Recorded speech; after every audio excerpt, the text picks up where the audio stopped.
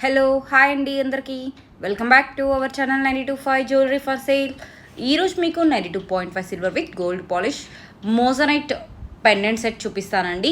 ఇందులో మీకు ఇయర్ రింగ్స్కి బ్యాక్ సైడ్ వచ్చేసరికి బాంబే స్క్రూతో ఇచ్చాడు అండ్ పెండెంట్కి బ్యాక్ సైడ్ వచ్చేసి డిటాచబుల్ మోడల్లో ఇచ్చాడు. డిఫరెంట్ కైండ్స్ ఆఫ్ బీచెస్లో మీరు వేసుకొని తీసుకోవడానికి వీలుగా ఉంటుందండి.